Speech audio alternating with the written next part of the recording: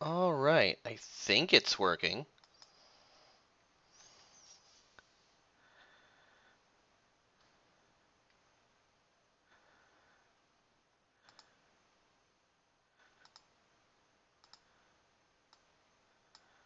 Testing.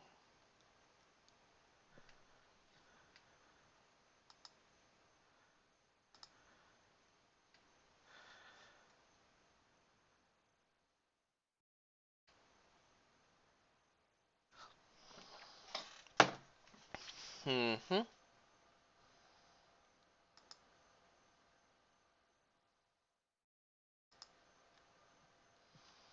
Mm-hmm. Mm-hmm. Mm-hmm.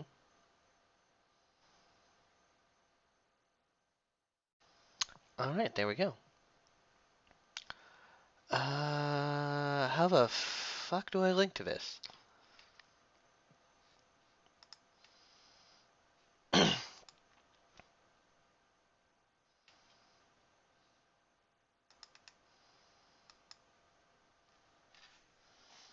Mm-hmm. Mm-hmm.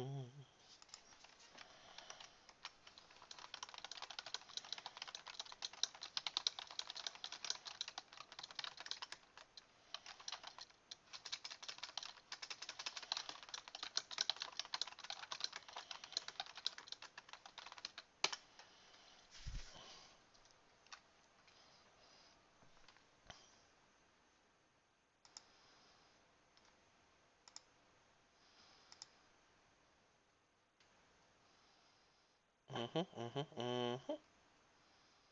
Mm-hmm.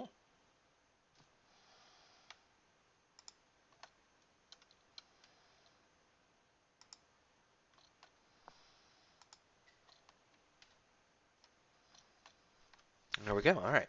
Boop. Boop. Boop. All right. So when we last left off, we were a little bit deeper in than this. But to help everybody else catch up, I'm going to go back up. I'm backing up a little bit. So we found a strange radio broadcast, which led us to this weird vault.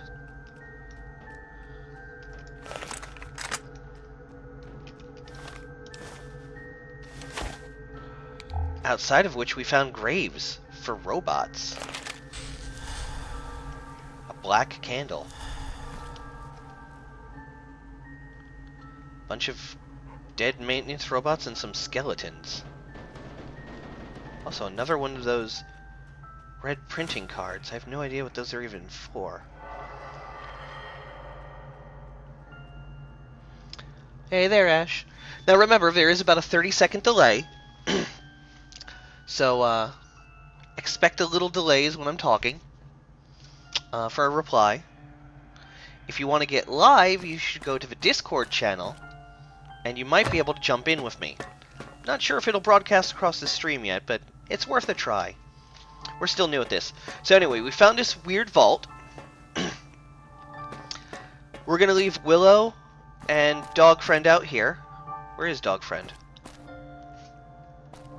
There he is. Come here, boy. Follow me, boy.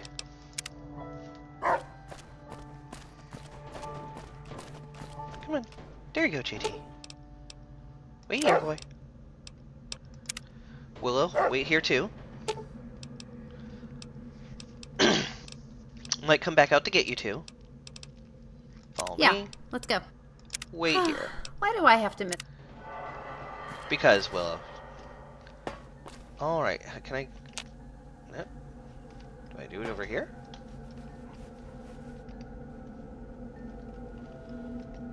Okay. So, remember, we are a Brotherhood of Steel member. We are a scribe. I'll go over our perks again. Stats. Perks. My arm's a little messed up. Definitely fix that. There we go. Fix my head later too. Perks. We are Brotherhood Scribe. Plus 2 int. Plus 10 science. Plus 10 unarmed. Plus 5 melee. Minus 10 guns. Minus 10 energy weapons. Minus 2 strength. We're pretty good in with the Brotherhood of Steel. Though we were sent in this area to look for the local chapter, we haven't met them yet.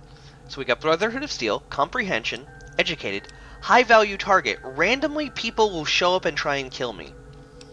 Rapid Reload, Silver Tongue, and Wild Wasteland.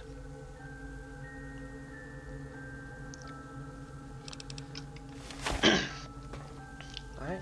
I have downloaded several new radio stations that will hopefully this time not get copyright strikes on me. I've got Existence, the People's Radio of China, the Race Radio Pack, and Ross Radio New Vegas. So we will be using those radio stations to avoid copyright strikes. So let's get back in character and get on in there. Oh boy. That is a lot of turrets. That's a library in there. Mr. Handy's? Well, my Brotherhood senses are tingling. Despite your presence, this reunion gets on with its work as if you weren't there. Examine the robot closer. It looks like just another Mr. Handy unit. He's particularly worn out and some wires are hanging from his left side. Can you help me with something? Please move along. If you have any questions, James on the first floor will be happy to answer. Okay. Do the turrets talk too? Nope.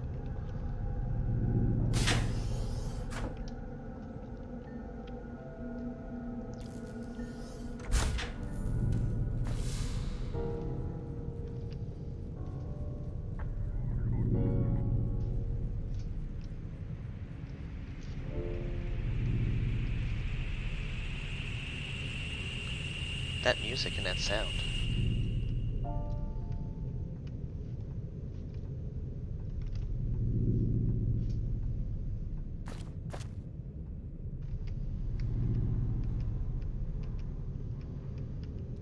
Okay, let's do this right. Greetings, I am James, Rapco Protectron Unit 13882, and personal assistant for Professor Cartwright. How may I help you? What is this place? This is the library built by the professor in the year 2072. It is one of the most extensive compilations of human knowledge in the world, provided other collections survived, of course. What is the purpose of this place? It serves several purposes, from educating the occasional visitor to helping the survivors, building an enlightened society, to remain a beacon of unaltered knowledge of a bygone era, and a safeguard. A safeguard? From what? From historical revisionism, among others. The victor rewrites history. We need to ensure that the record of past events doesn't get scrapped because of fluctuating political contingencies. I have other questions about your library. Of course! I'd be happy to answer. Do you get many visitors? We received a fair share of guests in the past, but the last few years, not so much. It seems the Night Stalkers are roaming around, dissuading most travelers from exploring the area. On top of that, you're in a rather remote area. Yes, we'll have to address this problem eventually, but not yet. Not as long as the war outside is raging, at least. Why don't you do something about it? First, we are programmed to stay inside and take care of this library. It's the way we're made. The second reason is, well, I can't explain it much further. Let's just say that for now we're playing it submarine style. Okay, keeping your head down. Do you need a hand with those Night Stalkers? I'd rather not. At least not for now. Let's back to another topic. I'm all ears. Do you mind if I look around a bit? Of course, you're welcome to use our facility. Feel free to ask Roland upstairs for a room in our living quarters. That said, you should know there are some general rules you must observe during your stay here. Let me guess. No smoking, no torching the place, and no bringing books to the toilets. Oh! Humor! Yes, I got it. And yes, you're pretty much right, actually. As long as your actions do not threaten our collection, no harm should come to you. That's some pretty vague rules of procedure. This is how we are programmed. If at any moment one of us interprets your intentions as harmful to the library, you will be dealt with accordingly. Programmed to interpret? Aren't you programmed to follow a fixed set of rules? A fixed set of rules means non-dynamic AI. Such design would prevent us from adequately identifying mid- and long-term threats to the library. We need to be able to identify the intentions of our guests based on our careful observations of their behavior, and then react in an appropriate manner. In short, we need to be able to adapt to our guests. Okay, that makes sense. But what you described requires a tremendous processing power and incredibly complex programming. Well, it probably sounds more impressive than it is, really. I'm sure Helena will be able to provide you with more satisfying explanations. She's upstairs on the north side. Incidentally, if you're in need of medical attention, she's the one you want to see. Could use a little bit. What are those mid to long-term threats you were talking about earlier? No need to tell you that the civilizing process has been going on outside for quite a while now. There are no doubt powerful factions that could get uncomfortable with the idea of unchecked, unfiltered, pre-war knowledge. We want to make sure we can prepare ourselves before one of them takes a sudden interest in regulating this place. Okay, that makes sense. But, so you're saying you have opinions of your own, that you make decisions? We are designed to emulate human thought and have evolved enough to be capable of dynamic problem solving, not unlike humans' critical thinking. We still remain limited by our synthetic nature, but we are still capable of learning and simulating human reactions. Ah! I guess I'll see how that holds up. I have another question about this place. I'm more than willing to answer.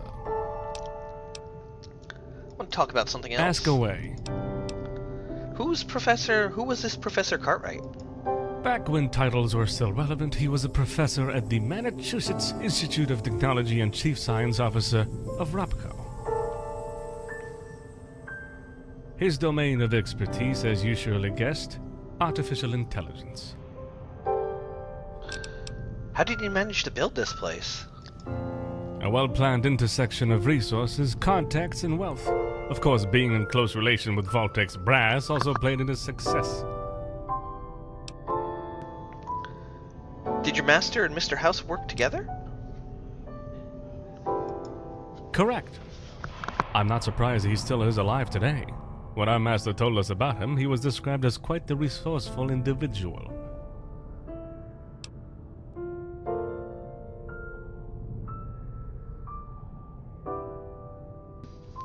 Okay, did your master and Mr. House work together? Yes, but I don't know the details.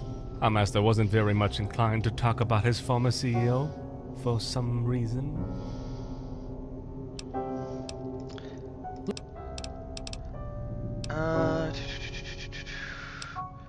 How many are you exactly? Machines, you mean? Quite a number, I must say. But I imagine you're asking how many of us are gifted with a personality module. A handful. There's me, Helena in the clinic upstairs, Roland in the lounge, and there's also Arthur in the computer room. Okay. Yes. Let's see. What's to do around here? Besides reading, on the first level you'll find the movie theater, the reading room, the laundry, the borrowing service, and the computer room. Not that much on this one, except our database, Arthur, and he's not very responsive. On the second floor there's a living quarters, the lounge where you'll find Roland, the cafeteria, Helena's infirmary, and the classroom. Why do we have a classroom? Don't hesitate to ask Roland for a room. Okay. Well, I guess I'm off to visit this facility of yours. Wait. Now that the rules and regulations are taken care of, can I ask you a question? Sure. I guess it's nice to actually be asked a question for once. I heard that the outside world is violent.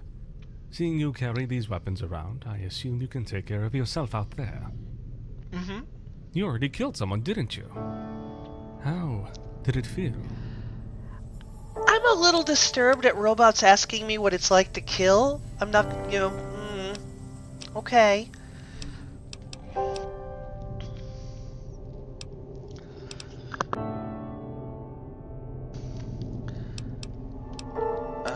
Why do you want to know that? My entire existence has taken place in this library, and so I often have trouble relating to the outside world.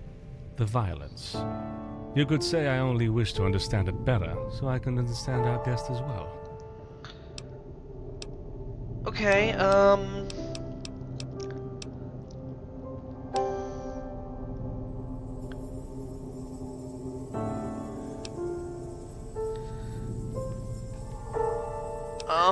oof, this is a tough one to answer. I can't say, no, I've killed people. Oof. Stop assuming you know something about me. Carrying a weapon doesn't make me a killer. I'm sorry. I didn't mean to upset you. I won't ask it again and leave you be. Please enjoy our library. Oh, thank you. I appreciate that, James. Very nice of you, and rather surprised to be in this lovely library myself. Wow. That is a lot of books.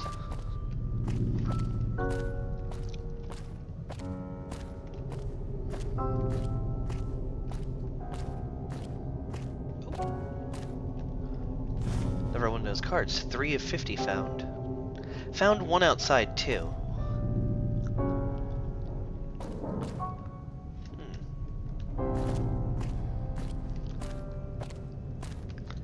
So it was just the professor and the robot friends he built. So basically almost everything in here was touched by him at one point. But like only him. Maybe some other guests. Also, that soundtrack is really good.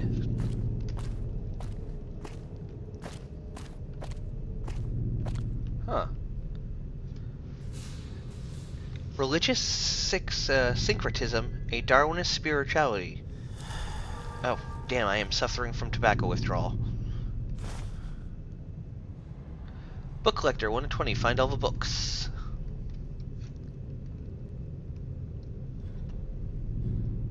Fellowship of the Ring by J.R.R. Tolkien. Find all books with light blue spines.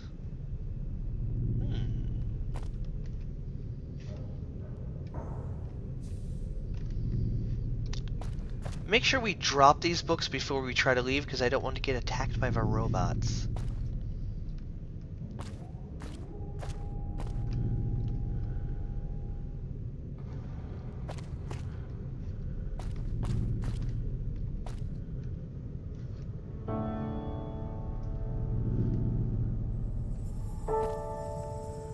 Huh, sheet music.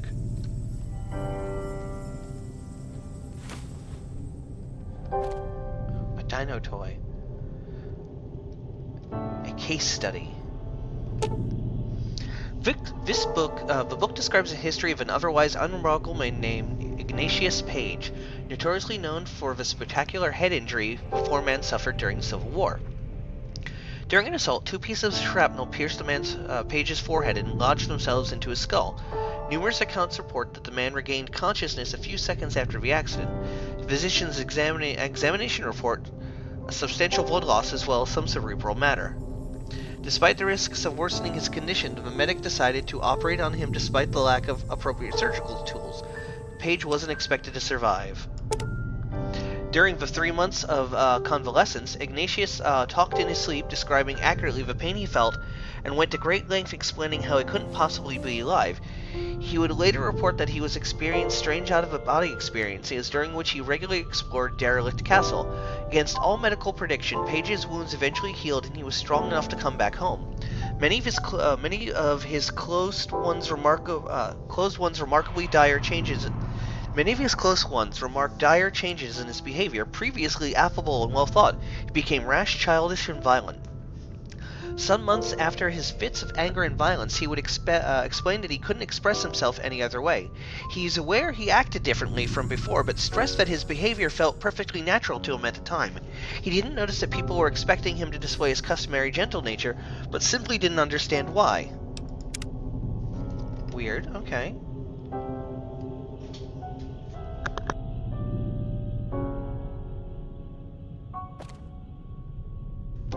What other books are there like that here? Oh, Living with Polyphonia. I guess we'll return all the books at the end at some point? Like to a book machine?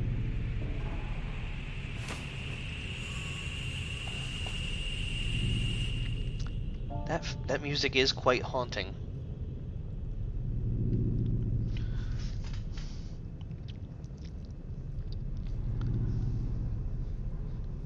Hey, Derp, do you like waffles? I'm reading the comments in the chat. Hey, Probe. Hey, Derpy Derp.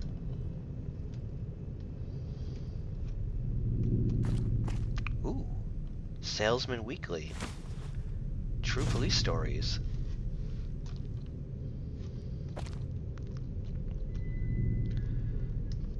Daughter of Its Own.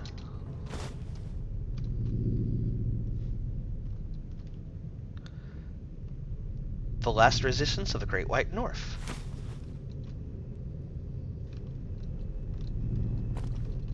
Oh, they got like little plaques. History, biology.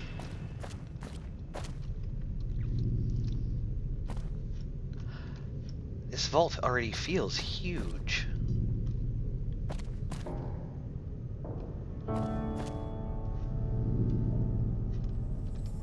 Oh, what's this? Just a briefcase?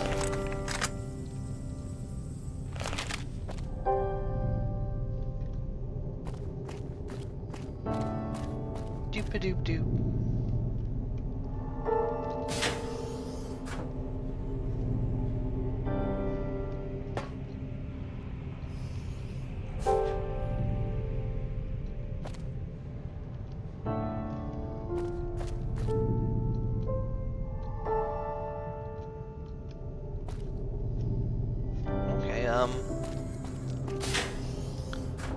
Definitely want to go to that clinic and cure my addiction. Oh! It's the movie theater. Camera. An egg timer? Potato crisps. More book. Some eyeglasses. I guess this is where the doctor sat down, the professor sat down and just watched movies. And played the guitar with his limp.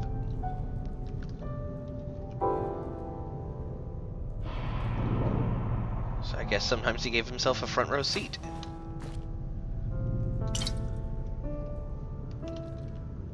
Oh, Keep Yourself Alive by B. Soul. Oh.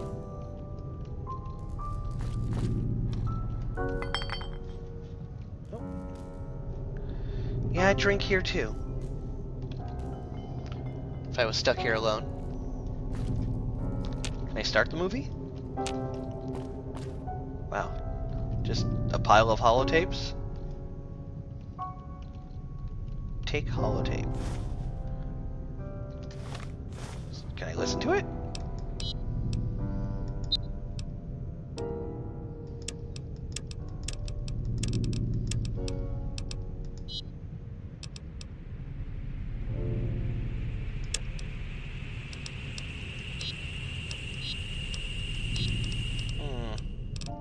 Guess not. Do I just...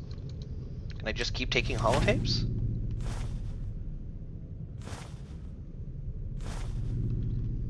Alright, I feel like there's something under the pile.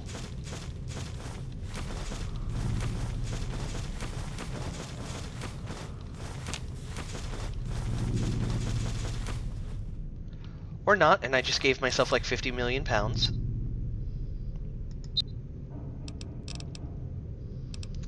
Alright. We're in a movie theater. The robots will never catch me smoking in here.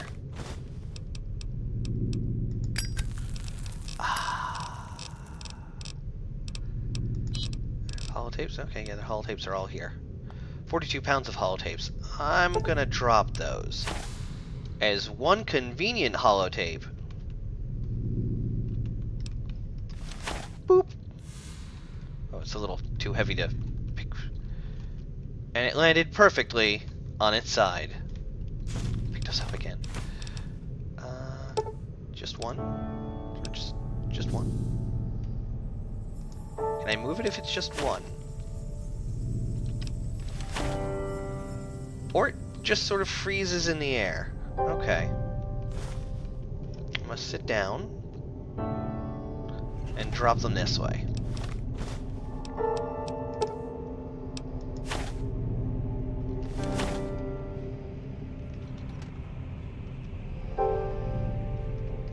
Okay. Does that happen when I drop any item here? Nope. Okay, it's just weird items in here then. Gotta keep my lucky lottery ticket.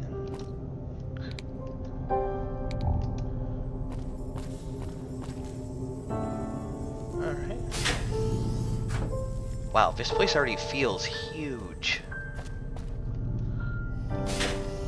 Okay, it's back into the library. What's this? Like a study? Just a lounge, I guess? Nice plants.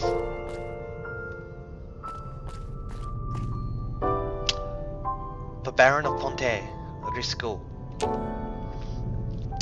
This book relates the story of a disgraced noble who undertakes a dramatic quest to get revenge against the man responsible for his fall from grace.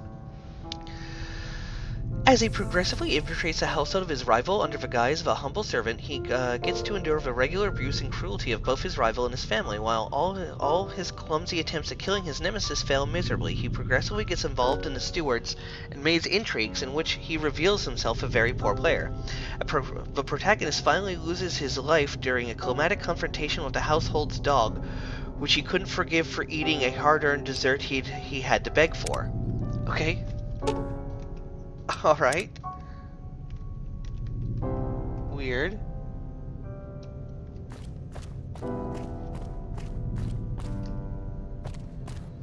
Microfilm readers. The Neanderthal Genome Project by Clive Blackmore. The pencil I stole off the table. The terminal. As your hand brushes against a keyboard, a message suddenly pops up on the screen. Ah, you're there. So shall we get started? Who or what are you? It doesn't matter who I am. The answer would be more confusing than helpful anyway. Get started with what? There's something you must find. Cartwright has something in his mind for each of these guys. He had something prepared. I don't know what. These guys, you mean the robots? Yes, the robots. What is this something prepared you're asking me to find? Just get to it, okay? Can't stay too long. We'll talk later. What? Okay. That was weird. Terminal's not responding. Terminal's not responding. Okay.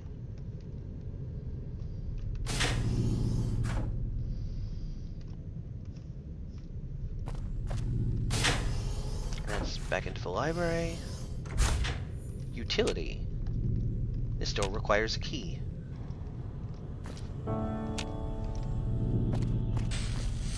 Common room, clinic.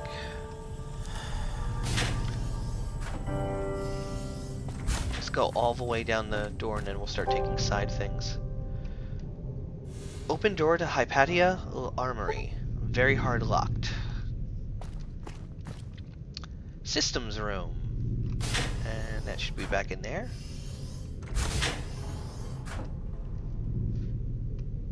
lot of terminals in here.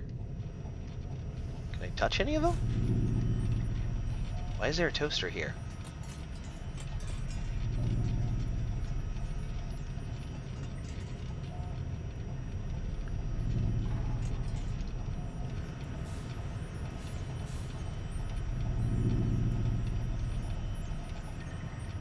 I like that that humming machine background.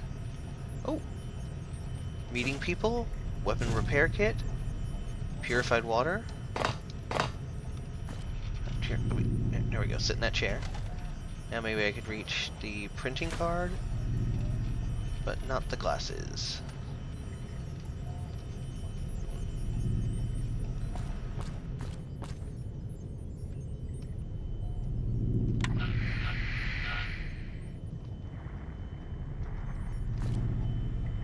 Scrap electronics, conductor, hammer. Oh, another printing card. I wonder what those even are.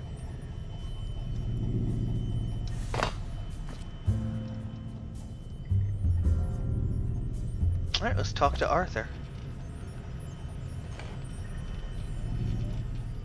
The machine before you is silent. As you sit down before it, you notice a little plate where Arthur is etched.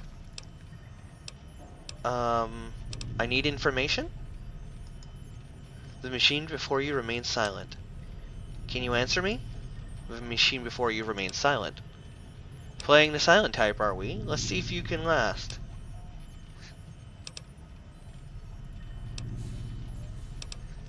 Playing the silent type, are we? Machine before you is silent. Sit there and just be silent. Although you glare at it intensely, the machine before you remains silent. Silence. You put yourself in a slightly more comfortable position as you deeply stare into the machine's sensor. He's gonna crack any time. Silence. It's been a while since either of you, especially you, stopped moving. The thick of the battle has begun. Silence. You got that look in your eyes, and it tells me that you can go on like this until the rust, until oblivion, and you're not hungry. Silence. He just changed his mind at the last minute. Silence. As a matter of fact, he didn't really mean to talk. You tried to rub off an itch on your back against the seat to no avail. An idea suddenly forms in your mind. What if this thing is deactivated or simply malfunctioning? Is any of this worth it? Silence. Hunger rears its ugly head again. What do they have in the kitchen?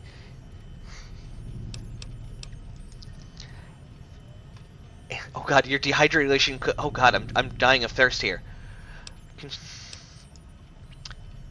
Your hunger levels have increased. What if this is...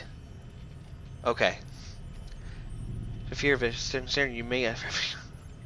be a futile endeavor. One more. Is it really worth it, after all? Does any information this pile of screws contain worth it? Oh, okay. Okay, I guess I need a drink. Oh my god, I need food, sleep, and...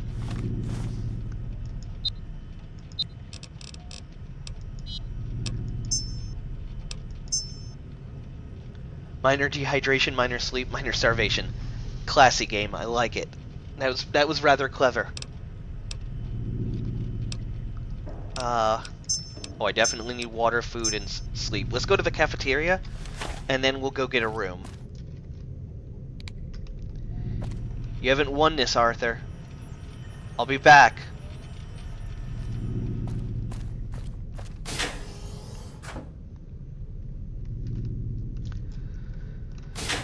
Okay, that's back to the library. There'll be a sign somewhere.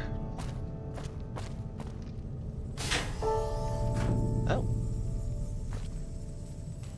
Oh, okay, book dispenser. Oh. Oh,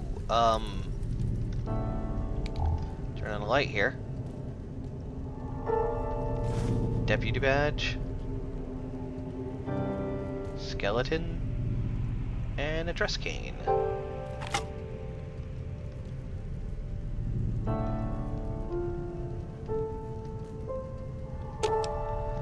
corpse, some books, and Gravity's merciless office. Don't do anything. Perception check the surroundings. Medicine check the body. Okay, seems to be something shining under the books. I got that. Medicine check the body. With your current knowledge, there's no useful information you could gather from these remains. So, this is probably the professor. Sure there's nothing else down there. Okay, ooh, pre-war money. Seems like this terminal dispense books provided you insert enough printing cards. As you skim through the available books descriptions, you're taken a little aback by how gruesome some of these seem. This is the book dispenser station. It will allow you to print special books. On reading each of them, you will teach you a new exclusive perk. Next to the terminal is a list of all the available books and their corresponding perk effects. Okay. Chop Chop, bladed attacks ignore 10 DT, courier bruises run 20% more damage to enemies, energy tinkering, boiling your opponent, your energy laser inflicts 25% more damage to heavily armored enemies. Ooh, I kinda like that.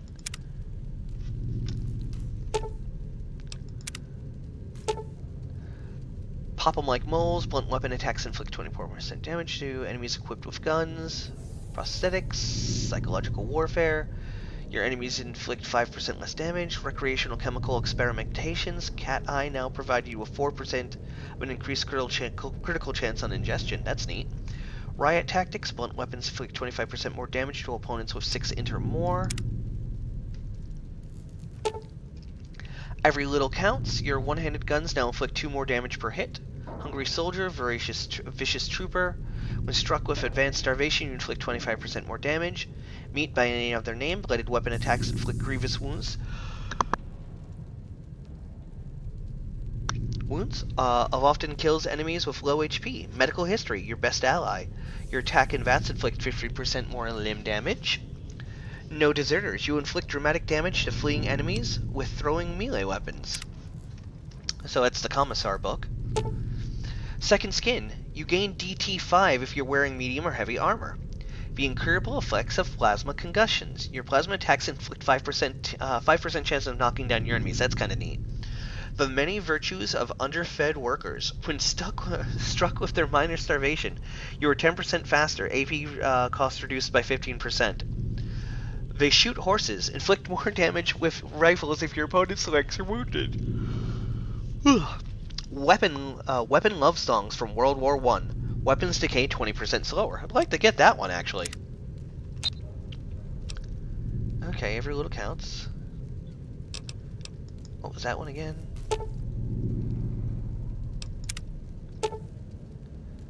Do 2%. That's kind of neat. Does it tell me how many each need? Speech 39. Okay, so I've got to meet a skill requirement too. And they each take about 5 print cards. Okay, so definitely worth getting those print cards. A lot of sweet perks. Any print cards in here? Maybe just hanging out? I should go ask James about that body, though.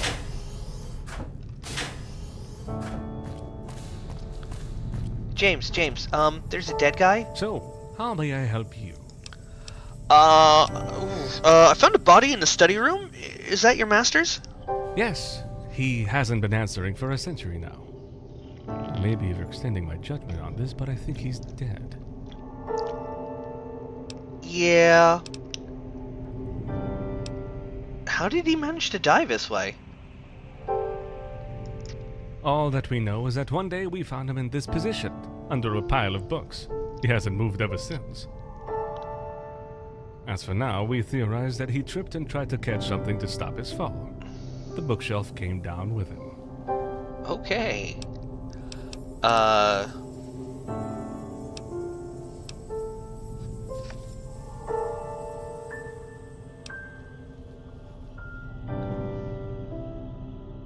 You made a grave for some robots outside, but you did not bury your master?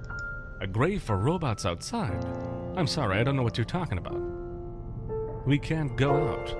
Huh. The maintenance bot is able to, but only rarely, and only to conduct checks and repairs on the exterior. So you just left your dead master there? Why not? He liked it there. Okay, fair. Alright. I can see that. Your master was old when he died. He wasn't strong enough to topple the bookshelf single-handedly. What do you mean? I mean, he didn't die by accident. Somebody or something pushed the shelf on him. Murdered? You mean he was murdered? It's not possible.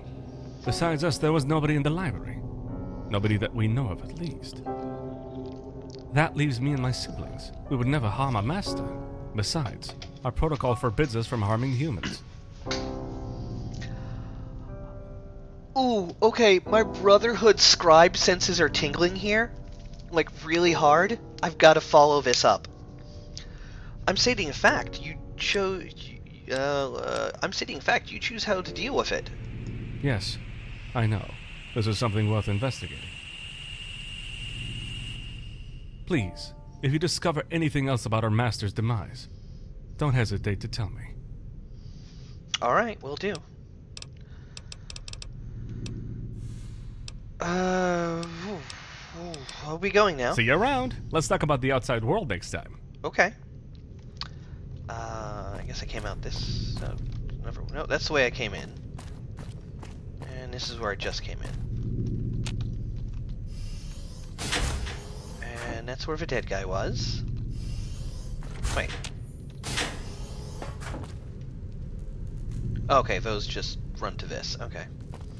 Anything on that board I can... Oh. I am having... Oh, activate paper on the wall. See, I was wondering if there was anything... Something's written on this page, but it's been crossed out so many times it's indecipherable. Are they all like that?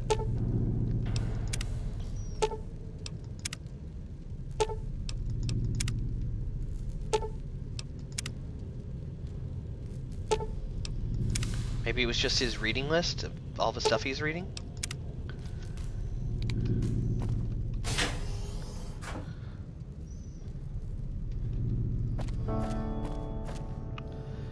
Common room, cafeteria, clinic. I definitely need something to eat.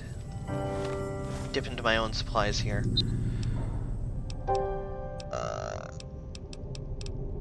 I definitely need to smoke, though.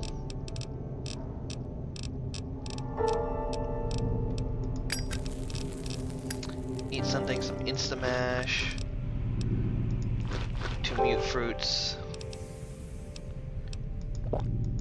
And 2 purified waters. Do I have an atomic cocktail? Okay, that should deal with my sleep deprivation. Good, good, good.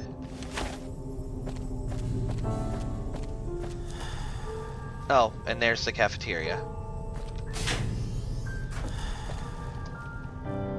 Future weapons today.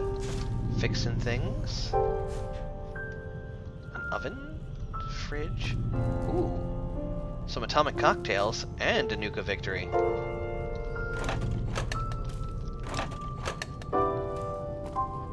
A lot of food laid out too. Ooh, caravan lunch.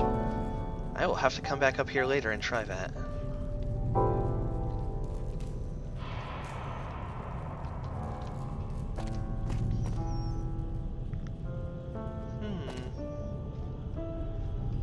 Oh, another book. The Library of Babel. Oh, oh. Dexter Aldridge, audio log 2.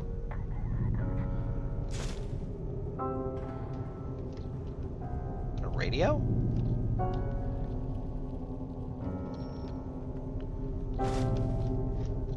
Oh, the professor was Professor Cartwright, so who's Dexter Aldridge?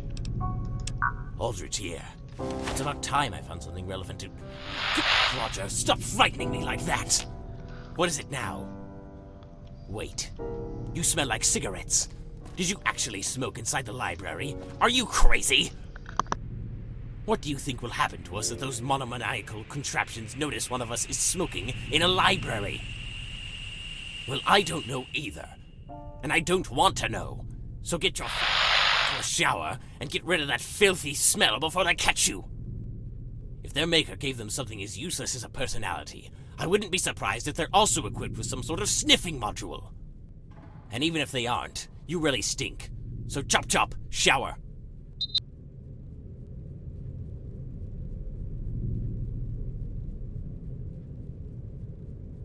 Okay, that was certainly interesting.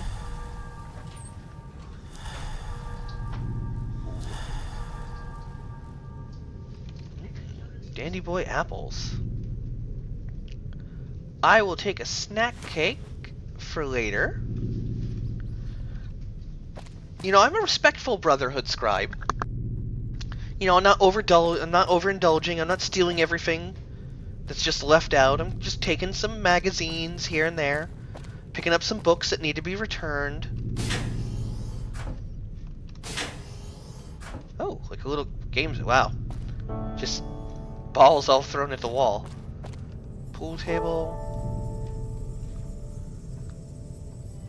Bubble gum. Get some gum. Roller skates. I wonder if you can actually roller skate around on those. Baseball bats. Baseball gloves. Is that a bucket? Oh, that's clever. Like, oh,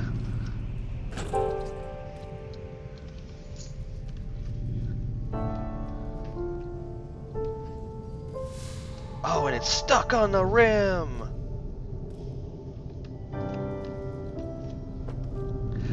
I really wish they made balls in this bounce, but they didn't.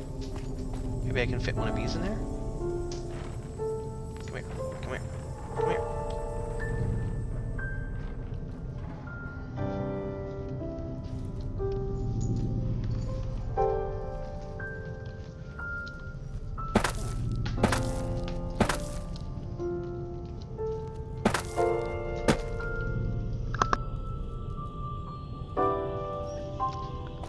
Alright, enough exploring here. Time to go to the next room.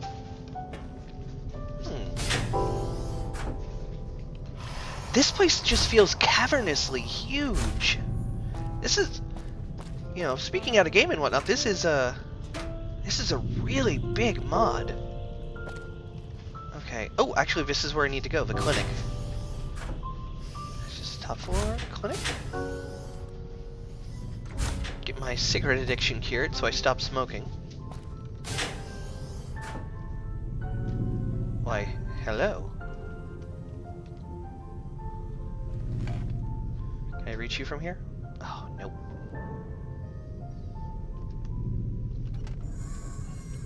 Welcome. How may I help you? What kind of help do you provide? I am programmed to treat a wide array of human traumas. Do you need treatment?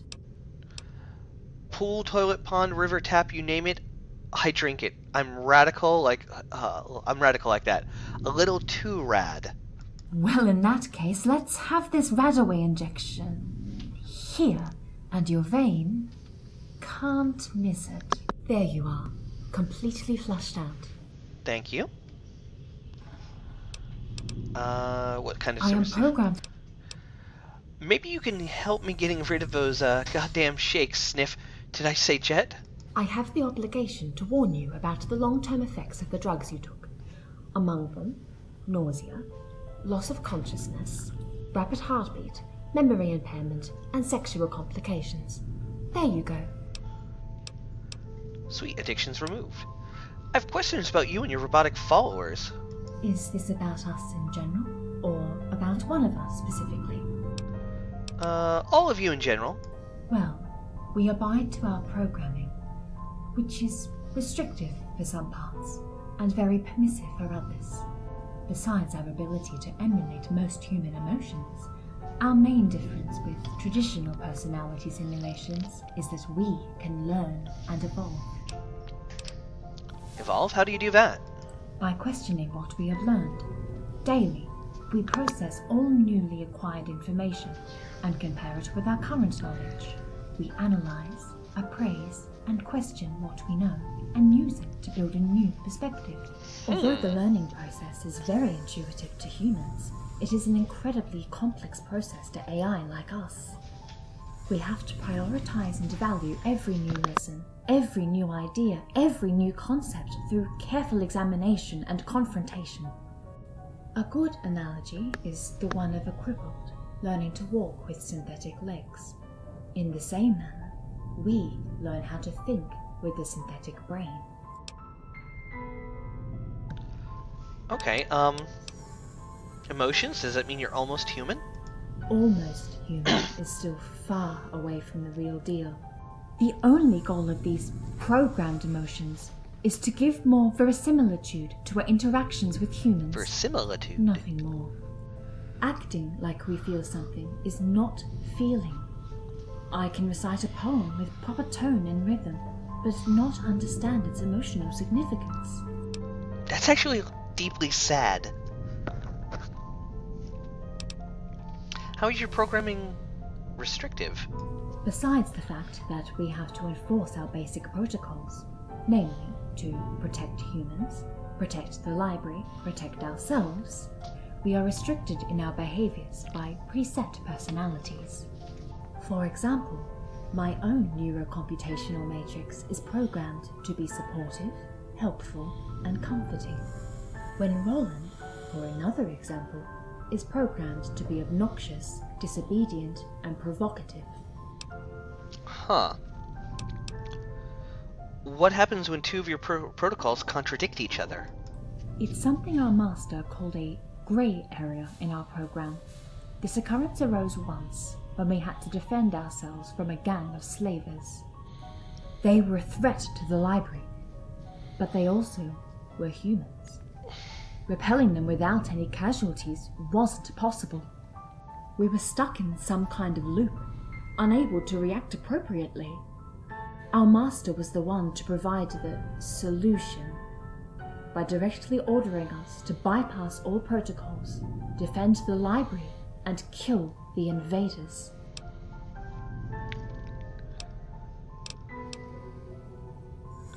Beyond those three protocols, any hidden ones? AI programmers love their little paradoxes. I know what you're talking about. Wasn't it a great book?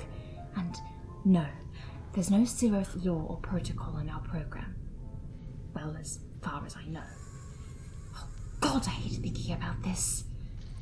Anyway, the only thing that can make us bypass our protocols is a direct order from our master. Why did your master program you that way? He never told us why he did so. But when we talk about it among ourselves, it is rather clear that he made us so he wouldn't feel so lonely. To this day, I still ask myself if we succeeded. Again, that is deeply deep. That is deep and kind of sad. In like a very tragic kind of way.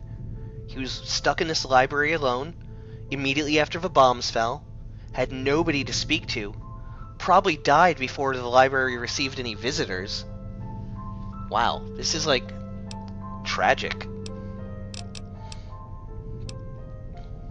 You've been very helpful. Now to another topic. Yes? About James, may I ask you something?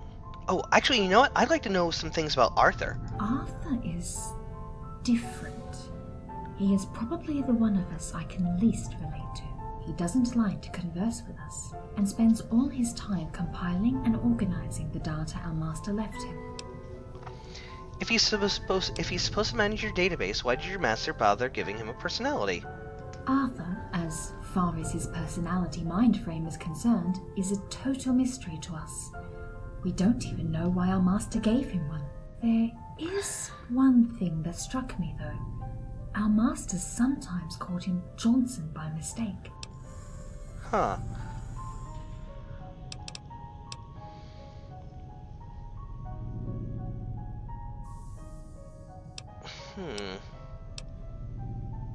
Is there any way for me to make him answer my questions?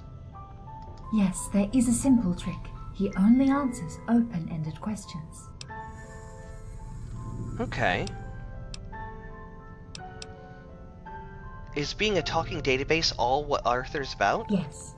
His memory should contain every book in the library by now. If anything should happen to them, Arthur would be able to print replacements. He is also in charge of monitoring our maintenance vaults and dealing with the vault's technical functions. Huh. Maybe Arthur built the robot graves outside. Yes?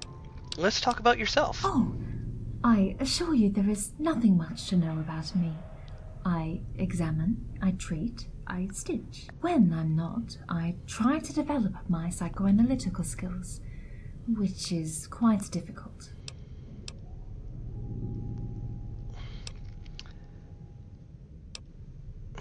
Tell me about your difficulties in the shrinking department. It's frustrating, having all this theoretical knowledge of human psyche without any personal experience of human feelings and internal conflicts. It's like having a blindfold, preventing me from seeing something I've been touching for decades. Again, that's deeply bothering.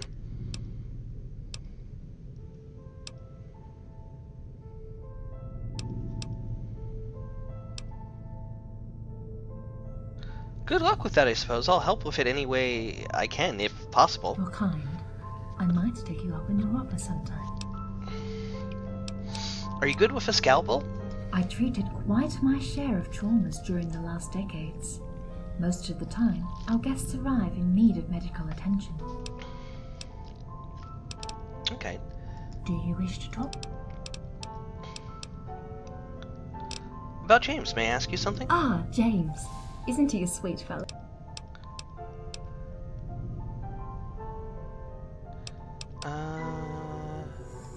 We are all programmed to try and understand what we can't grasp. For us, intuitive concepts like dreams, sensations, or feelings are elusive. There's a chasm between humans and us. And despite the odds, we have to work every day to find a way to cross it. That's how we are made. We are constantly chasing concepts that escape us. Again, deeply tragic and sad. He's very diligent when it comes to the library's safety. Is he a leader? For some matters, yes. Even if we all have our field of authority. As for the library, since we have limited resources to ensure its perpetuation, he is the one to make long-term decisions.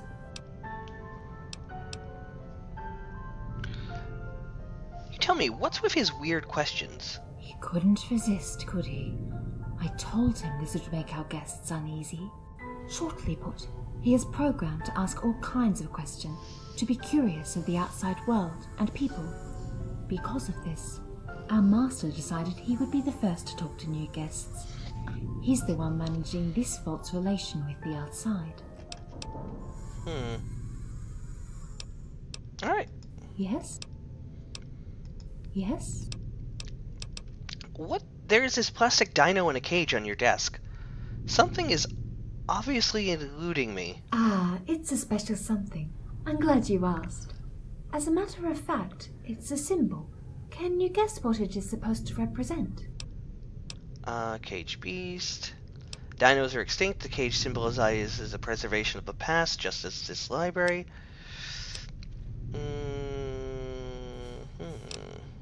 That interpretation holds a lot of meaningful information. It's a very nice answer.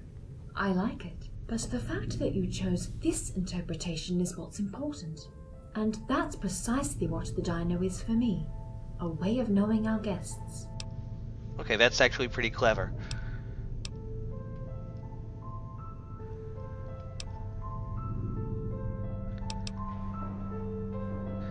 Are you sure it's nothing more? After all, it is you who chose to put the symbols on your desk. I am a machine. I will never understand symbols or interpret their meanings on my own. But I know humans can. But surely you're not just here to talk about our plastic. We'll talk later. Anytime. Actually, I want to talk about your previous guest. Being too inquisitive, but the scar on your forehead, it is recent, isn't it? Oh, yeah. What if it is? Seeing how this is a bullet wound, you might have sustained damage to your brain. I think I might be able to help you with it. It's okay then, I'll let you examine the wound on my forehead. First, let me ask you, under which circumstances were you wounded? It all began when I was asked to deliver a platinum chip to New Vegas. I took a bullet in the head. What is there to tell? See, Doctor, this is where the therapy ends. I don't want to... Okay. I'm gonna go with the actual honest. I'm a scribe. I came to New Vegas undercover, and I took a job as a courier, and this is what happened. That's quite a story, I must say. And quite a miracle you didn't die. Let's have your head scanned now. Please sit comfortably.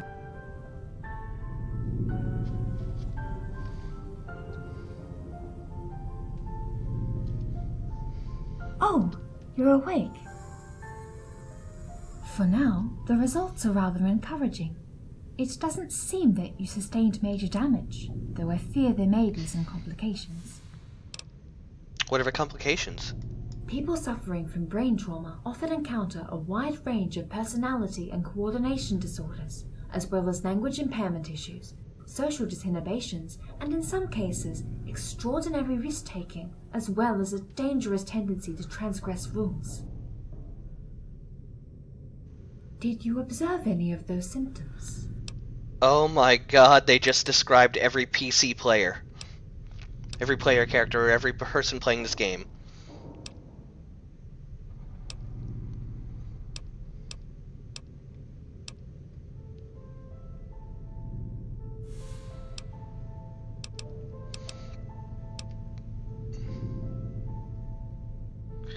I tend to jump into action recklessly, as if I'd always get a second chance for everything. This meta. I love this mod already.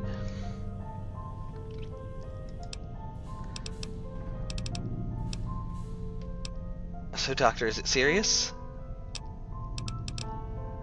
Some of those symptoms are likely to persist, until you get used to them or until they disappear completely. This should help. When you told me what happened to you, there was one thing that bothered me. Your decision to go after the people who ambushed you. Did you ask yourself why you began chasing the person that nearly killed you? Especially considering how close he was to succeeding. Oh, Mentats, nice. Are you implying that I have no idea? No idea why I did that? Oh, Are you implying that I have no idea why I do what I do? For a machine, you got some nerve, Helena. Are you kidding? Of course I asked myself why I chased them. Well, I didn't really think about it. It seemed like the thing to do. Weird, it's not like me. That's what I feared. Let's say you're right. I'm a little confused or simply not quite healed. What would you propose? Enough, Doctor. I have more faith in my... Okay, I'm gonna go with this one. That you think about your motives. During your stay here, and as long as you allow it, I will regularly monitor your cerebral activity. On your side, I might ask you to read some books, which may help you put your motivations into perspective. Alright, I'll do it. That sounds fun. Wonderful! The first book I want you to read is The Count of Ponte Risco. Please come back when you're done with it. I lent it to Roland a while ago. He should know where it is. I actually found that one already. Okay, I've got to go back and read it again. But we'll talk later. Oh no, I want to talk about your previous guests. I will help you as much as I can, as long... Of course. I must not have enough Anytime. information to actually ask about them yet.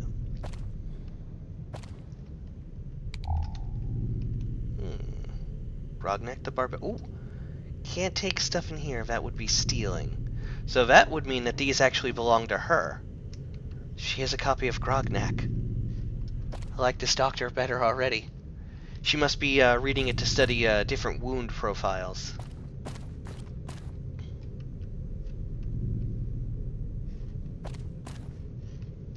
Bye, Helena.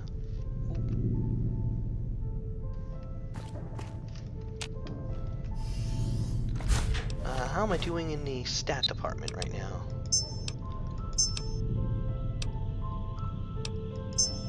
A little little thirsty, a little hungry, very little sleepy.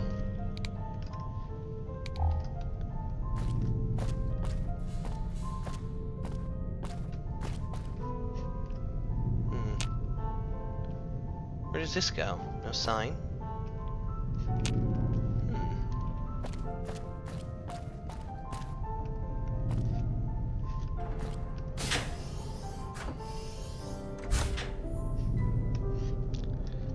Cafeteria, clinic, common room.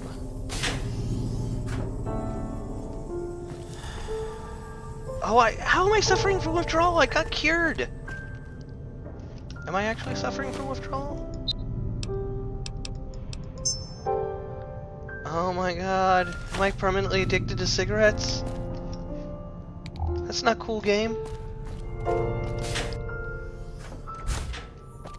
Go see the doctor again.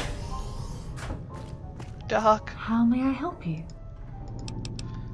I am I need to get off this chat. I have the obligation to warn you. Rapid Addictions removed. Okay. anytime.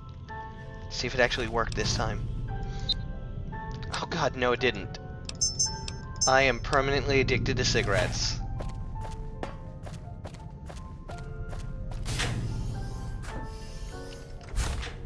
Fuck it, I'ma smoke then.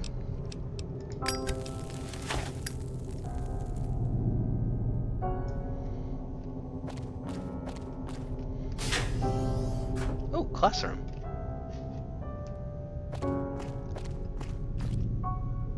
Oh! 2 more rows of printing cards. And a today's physician.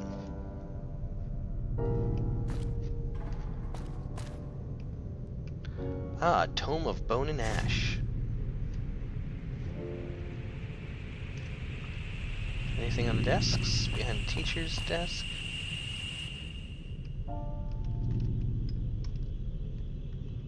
Oh, a pillow and an audio. Oh, Dexter Aldridge, audio log 4. I can't believe this toaster has the nerve to deny us access to the living quarters on the sole ground that Roger lost both of our keys. We tried to sleep in the movie theater, but Erickson has grown so disgustingly fat from his constant binge eating that he snores when he sleeps. Even after I kicked him onto the ground. So I left him there and tried to sleep on the couch in the lounge. But as soon as I fell asleep, that toaster, Roland, began to walk across the room, singing this stupid song praising his useless spurs, that dingle-dangle or whatever the hell they do. So here I am, crawling under a desk in the classroom, trying to set a makeshift bed for me to cry myself to sleep. Yet, I'm wide awake, and trying to calm the f*** down by recounting these events on a holotape. As you can hear, it works perfectly!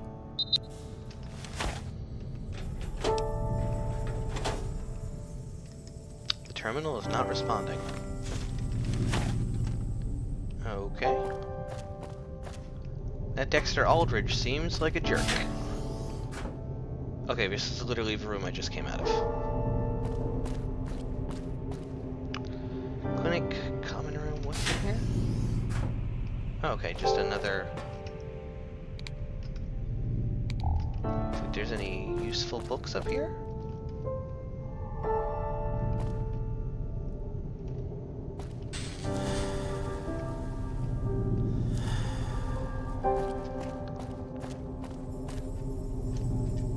Common room this way.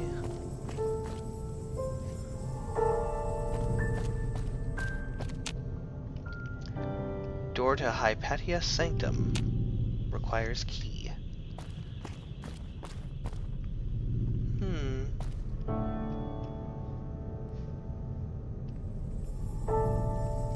There's that robot down there just chilling, doing robot things. Common room, clinic. What's down this hallway? Clunk, clunk, clunk. Common room, clinic. God, this vault actually seems huge, like a vault should be. Okay, that's the way I just came in.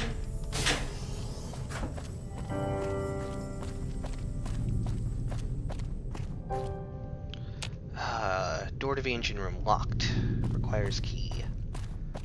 Alright, common room.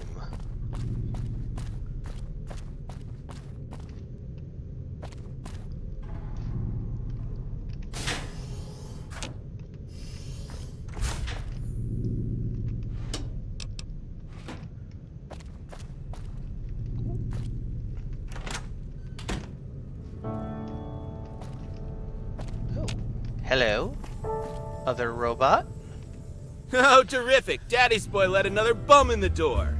Well, welcome to Library Day Roland. Don't steal any of my shit, okay?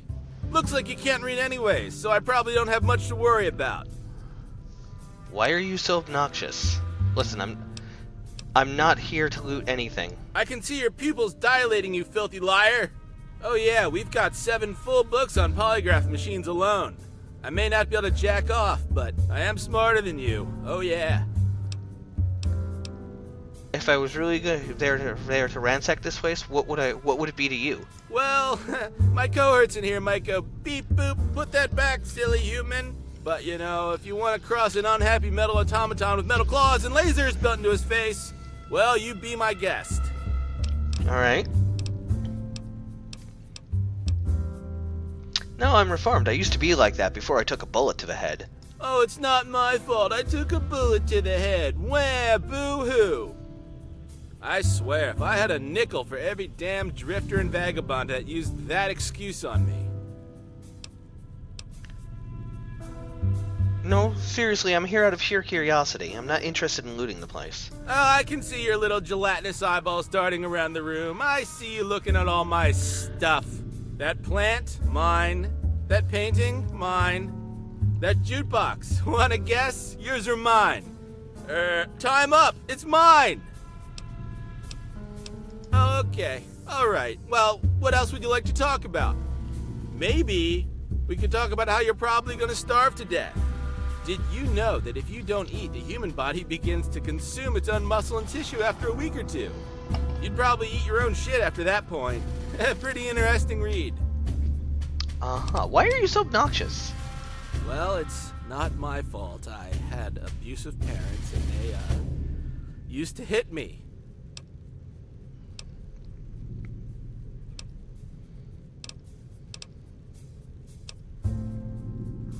Helena told me you were reading the Count of Ponte Riscu. Yeah, I was. I couldn't get what it was about. Do you need it for something? It's around here somewhere.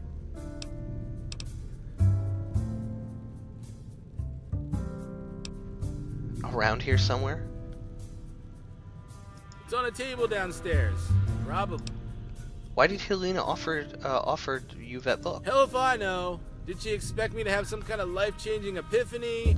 Some transfigurative moment that changes me forever from a petty, angry piece of garbage? Well, not so, my ugly friend. I have my own favorite reads. Anytime. Give me a room and let's be done with each other. You know, this is a classy establishment. Not a homeless shelter for ugly, radioactive, pushy dipshits. But so be it. This is what our beloved master wanted, so I shall oblige. Here's the key to your special discount suite. I have no doubt you will feel right at home there. Oh yeah. Thanks. Courier's room key. Any other goodies in here?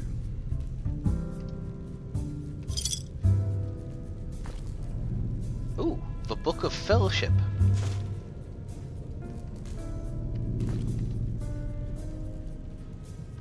Ooh.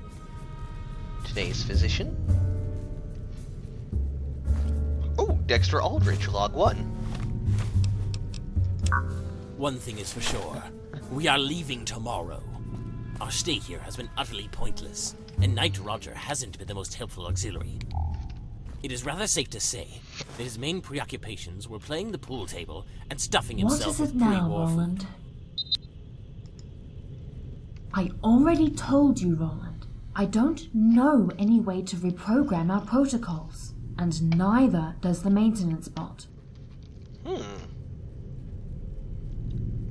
Roland, I may have found another plastic dinosaur. I could bring it to you, and you could talk to it, instead of me. I would be glad to help you with your toaster affliction, Roland. But then again, you're not human, and you're not sick. Toaster affliction. I would be glad to help you with your toast. I would be glad to help you Okay, with that's your... hilarious. Let's look at the ledger book. Room 4, Piper, Fuckface. Room 3, Darren Andretti. Room 6, Cecilia Parsons. Room 6, Dexter Aldridge, Roger Erickson. And Room 2, Skin Cancer. Okay, that sounds like a ghoul. Do you need a toaster? There you go. Take Beyond the Pale, Principles, Sigmund Freud. Take Dealing with Loss of a Loved One, An Introduction to Taxidermy.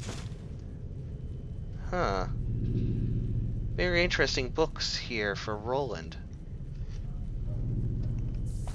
Dealing with loss and, taking up taxidermy to deal with loss. Okay.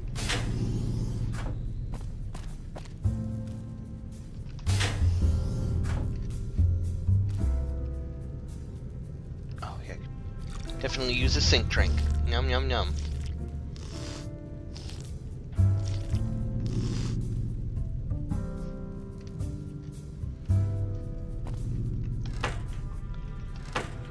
Oh. Toilet books. Ooh. A hole in the wall.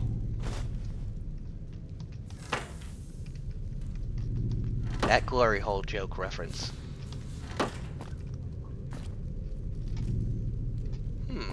Okay, I guess I'll go to my room now.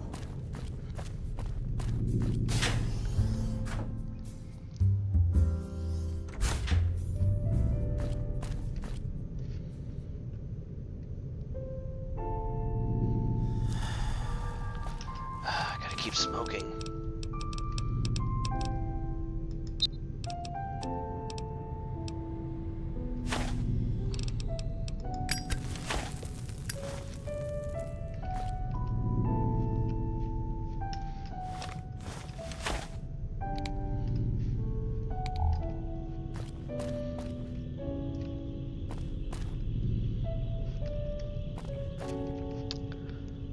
Little robot jerk didn't tell me which way my room was.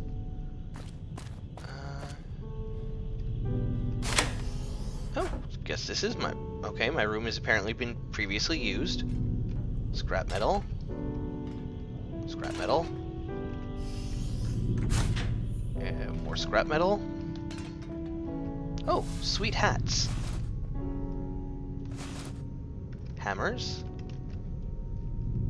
Oh, paint gun. A lot of shells. Raider Arclight helmet. Terminal. Well, my room's kind of a shitty mess. Thanks, Roland. Take Letting the Kids Suffer by Nicholas Lever. Oh, Roland, you're kind of shit. Okay, duct tape, duct tape. Still, I have to fight my Fallout 4 urges to always grab duct tape. Not as important now as it is then.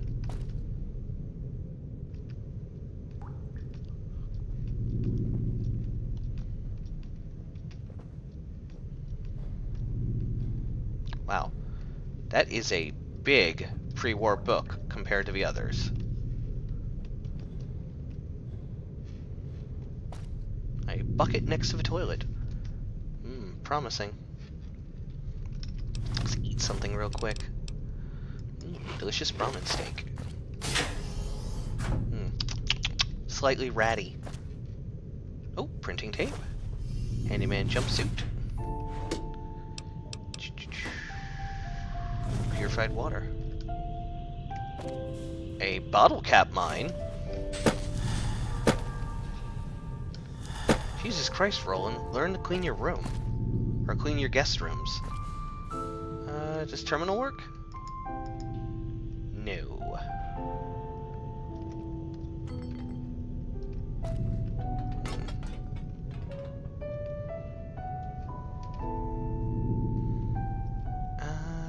Alright.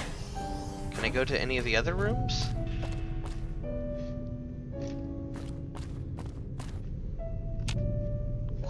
key. Requires key.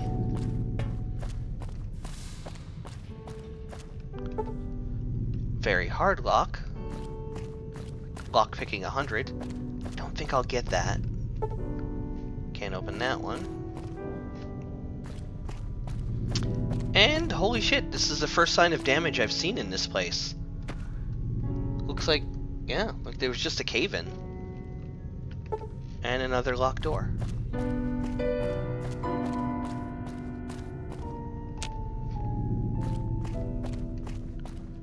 this is my room. Well, I know where I can come if I need to sleep again. The question is, who is staying in my room? Kind of sad that I can't get into that duffel bag.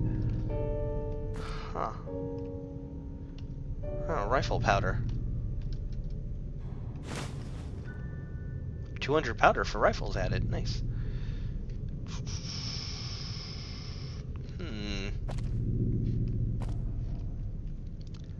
Well,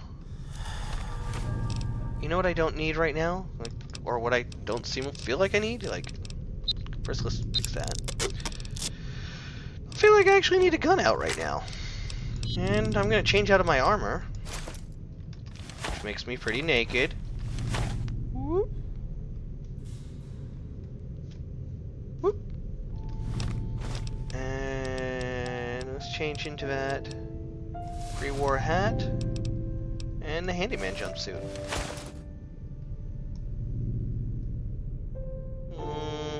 Not feeling like that hat fits me. Maybe the pre-war bonnet? That's a little crazier. I'm gonna take off the pre-war bonnet. And just walk around in a more casual jumpsuit.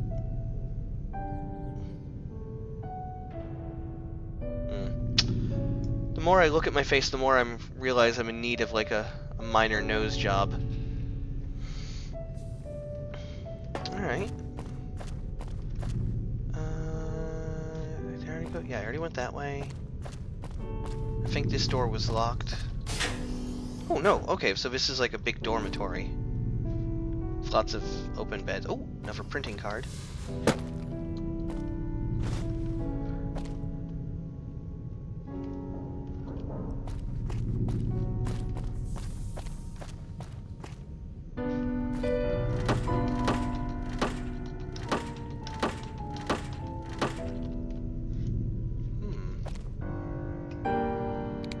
You know, you guys can comment in the YouTube comment section there, and in the live chat.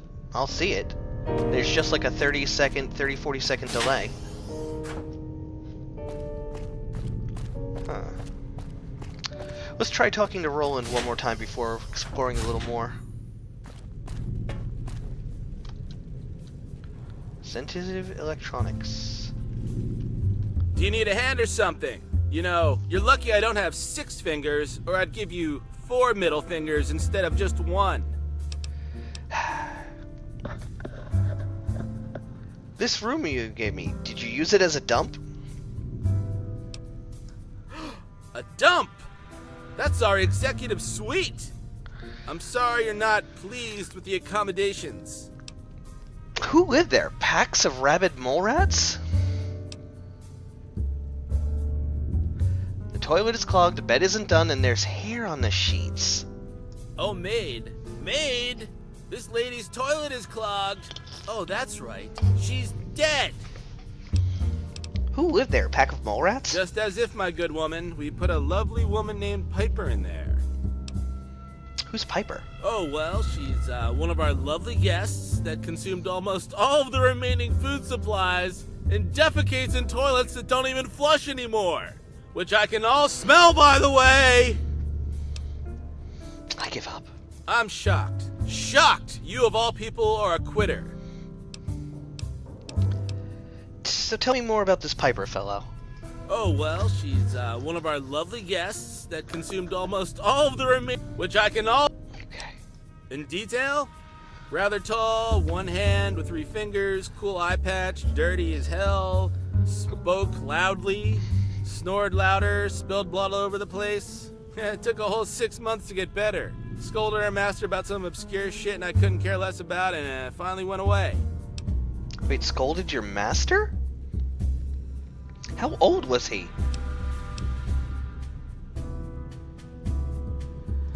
You know, I read how the typical adult human body contains 5 to 6 liters of blood, but it doesn't really register until you see so much of it pulled out on the ground in front of you. Holy It shit. took 4.7 hours for our maintenance boss to scrub it all away. What a mess. Luckily, Helena took that bloody disaster to the infirmary before it spread to the Persian rug.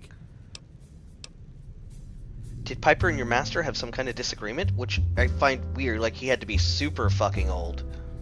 Shit, man, are you gonna play detective all night here? What does it matter anymore? Yes, they did, and no, I didn't know what it was all about. Actually, depending on how long ago they were here, I'm assuming they were here like yesterday or like how long it takes a corpse to dispose of. So they might have been here within a human lifetime shortly after the bombs fell. 6 months? Yeah, well, she was all messed up. Your organics take forever to kind of heal back to some kind of semblance of a working order. Even then, you're never 100% again. I'm glad I'm not one of you. Anyways, why don't you go ask Helena? She'll elaborate more on this. Jeez. Okay. Well,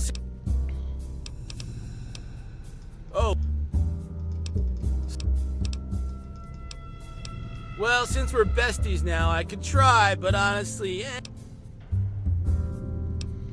Why are you provoking your other fellow robots, especially Helena? Must I spell everything out for you? Pay attention, you'll figure it out. No, really, I don't know how. Why are you doing it? You're programmed to piss off human? Programmed to piss off? Is it because you're not really robots, but rather human brains in jars wired up to machines? Are you listening to yourself? Brains in jars? Is that where you left yours? Spit it out, Roland. I'm serious. Oh, you're serious? Well, I had no idea. That changes everything. Well, I'm serious too. Mind your own fucking business. Okay. And like many things in this world, that's something. You brought that matter up, motherfucker. Now, come back. Dick Robot's dick.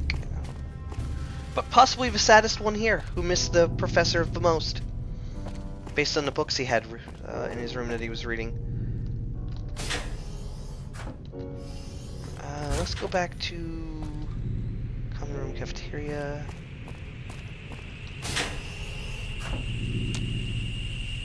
Back to Helena? Is that down here, or... Clinic. Okay, no, clinic's up this way.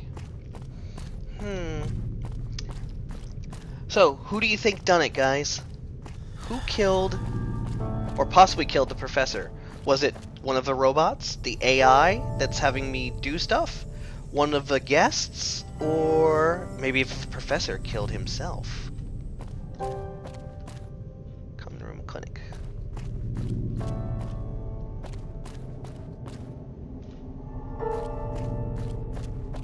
Any guesses?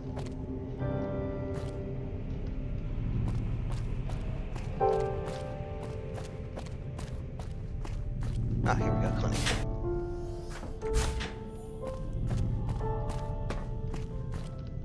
How may I help you? I am I have the obligation. Diction's removed, but really? Anytime. How may I help you? I have some questions about some of your previous guests. I will help you as much. What was the deal with Piper? Strong character. Piper had seen many things and lived a whole lot of experiences outside. Survived the Holocaust too. Huh. Is there any reason why Roland gave me Piper's old room? I don't know. He never let anyone in Piper's room before you. When I think of it, the only parallel I can draw between the two of you is a notable head wound and a tendency for vengeance.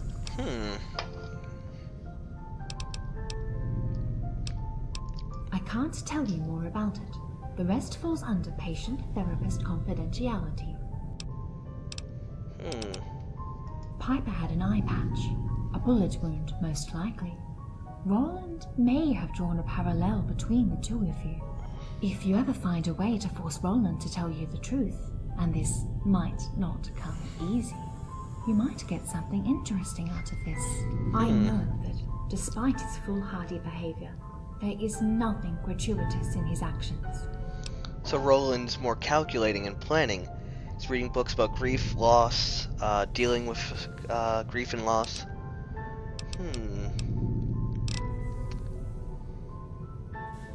And they are?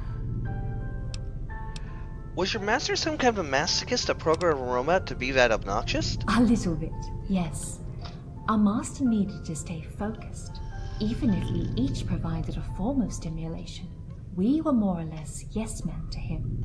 He needed something to push him out of his boundaries from time to time. So to keep his fighting spirit alive, he programmed Roland. And as for why he allowed Roland to be offensive to our guests, I suppose he thought that it was critical for our guests to have at least a modicum of patience or self-derision.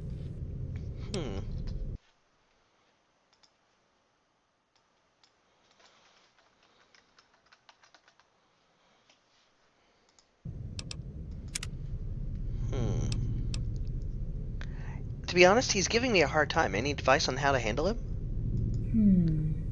Please keep in mind that whatever you tell him, he will use it at the first occasion to irritate you.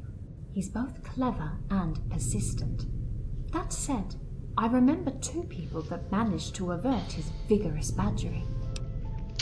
What? That's excellent. Who were they? As time went by, our master seemed more and more amused by Roland's provocations. In the end, every time Roland tried to taunt our master, he shrugged it off with a laugh. As for the other one, it was our first guest, Piper. And What is it with the hat and stupid cowboy boots? well, Roland forbids me to tell that story, but I'm not supposed to follow his orders anyway. It's a rather amusing story, to be honest. As you know, our master defined Roland to be offensive and irritating in group, and there was one method which he was very proficient with: impersonation. Seeing how we resemble each other physically, the only way our master could differentiate us at the time was our voice modules. Then one fine day, Roland discovered he could mimic both my and James's voices. He'd then pass up as one of us and act as if he was malfunctioning. For a time, our master bought it and went to great troubles trying to repair us, until he realized that Rollo was mocking him all along. Rollo? So he put a cowboy hat and star on him so he could never fool him again. Later, he decided to paint us all and give us some visual identity. Oh, that's bizarre. Okay, so we found that cowboy star down there by the body. They're all painted different colors. Roland had the cowboy boots and hat, the different colors. Red on her, yellow I think on James. Interestingly enough, I found this sheriff star near the body of your master.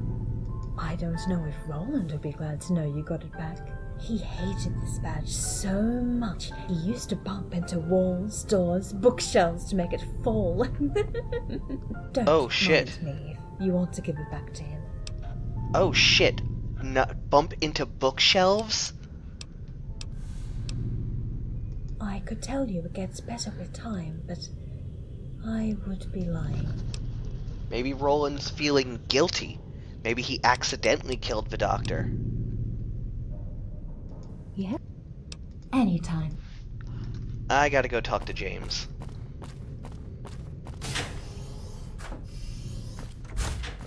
Woo! Hey, James. So, are you getting comfortable in the library?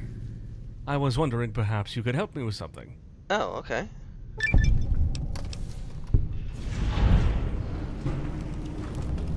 You can always ask. Some years ago, 2 people came here. The first one wore some kind of purple robes. The second had heavy armor, military. From what I could gather, they were on some kind of scouting mission. The robed one, Dexter, really did extensive research.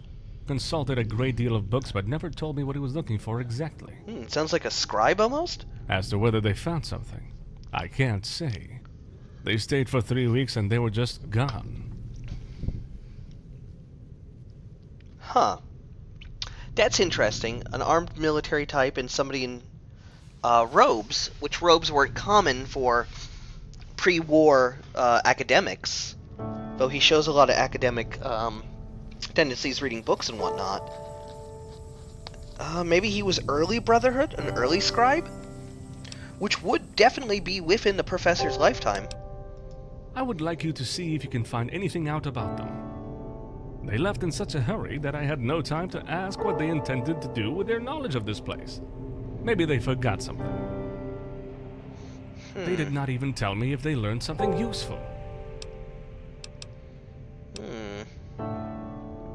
Why are you assuming they left something behind? Because they did. Dexter liked to record his observations at the first opportunity. It is something we strongly encourage our guests to do. And to share with us for survey reasons. We didn't expect that he would record so many, though. Worst thing is, he left them scattered all over the place. No, wait. The real worst thing was that there wasn't any relevant information on these.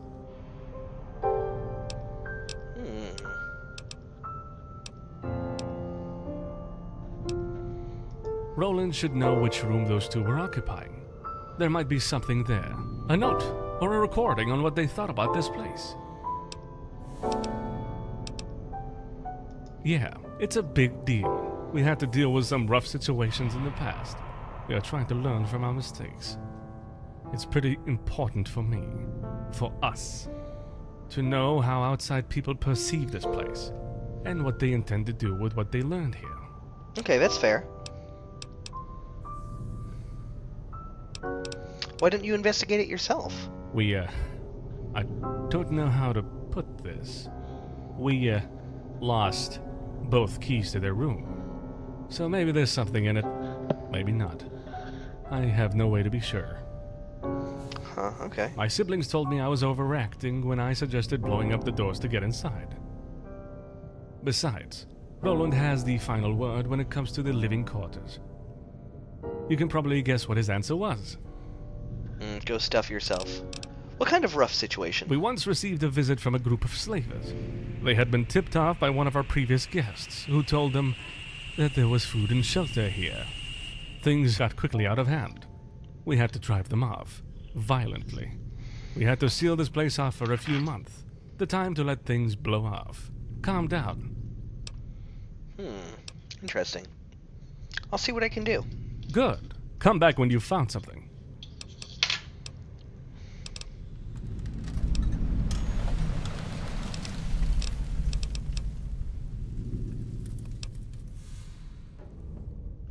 Remind me, what's the deal with that Brotherhood duo and their holotapes? Yes.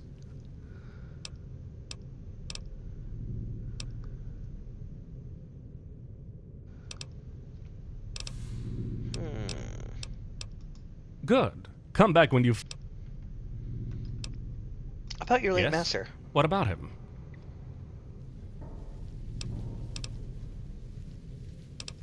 Okay. Spoken to it by a terminal. Of course not. It took months for our master to... Alright, I'll be going now. See you around. Where was Arthur? I'll try and talk to him next. Oh, I'm gonna read that one book. Oh, hey! Dexter Aldrich, Audio Log 3. Maybe after I listen to all of them I can talk to him about it?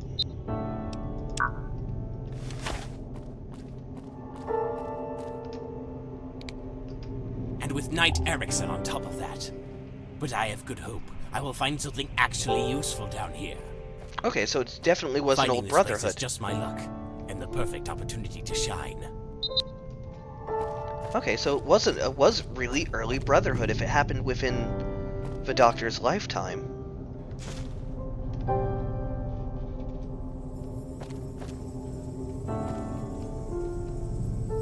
Also, that lamp is floating. Where's that other book that I had read? Or needed to read? Oh. Activate a good read. As Jonathan turned the page, the stranger who shared his bench began acting up surprising manner. Rummaged nervously through his pockets until he carefully extracted a green lollipop. He then proceeded to wiggle under Jonathan's nose. "Why are you giving me this?" choked the lad. If I'm correct, you just turned the 100th page of your book. Such things mustn't go unrewarded," said the stranger. Jonathan was about to. Okay, that's actually... We know that the doctor sometimes called Arthur Jonathan.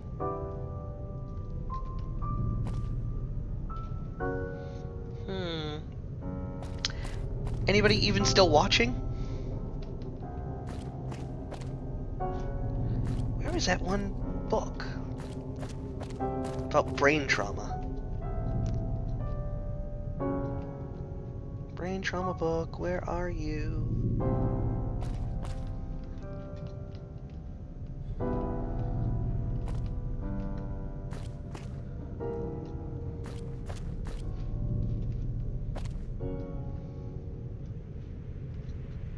Did I have it in my inventory?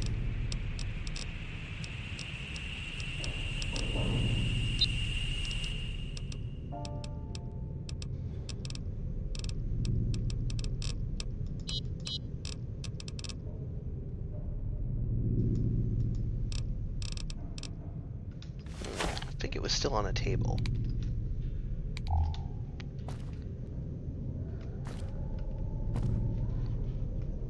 Okay, I checked this table.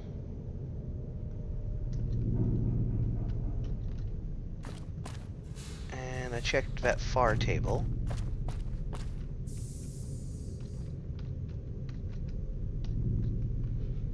There's side tables?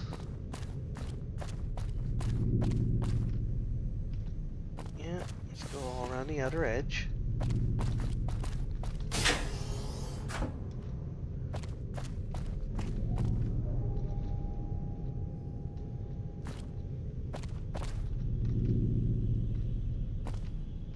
It's gonna be a lot of a stream, just me searching for fucking books. Okay.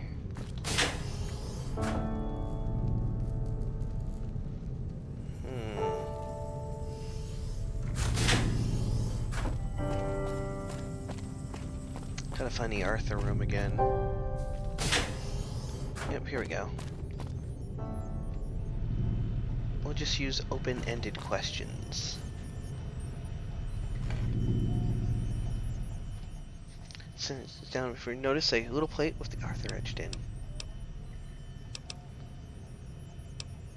How is it you're not telling me anything? Long ago, a young man with an extensive spiritual life made a pact with a spirit. In exchange for his ability to speak, he learned an important, fundamental secret about the purpose of man. Of course, the moment he learned this secret truth, his voice was silenced for the rest of his life. Obsessed by this knowledge, frustrated by his inability to share it, he resigned himself to live the rest of his life in isolation. Years went by, and solitude grew heavier on the man's shoulders. He felt his sanity escaping his mind, like sand slipping through clenched fingers. So he decided to carve a piece of wood with the face of people he once knew. People he remembered. People he loved. He would converse with those in hopes of preserving some last shreds of sanity.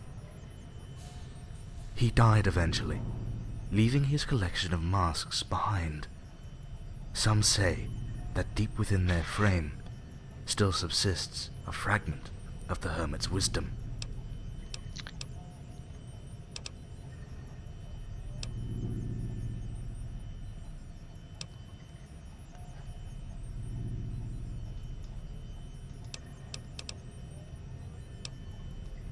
A hermit once learned that by asking his questions to the mountains in the correct manner, the echoes would bring him answers.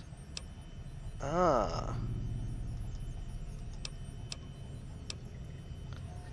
What happened to your master? Okay.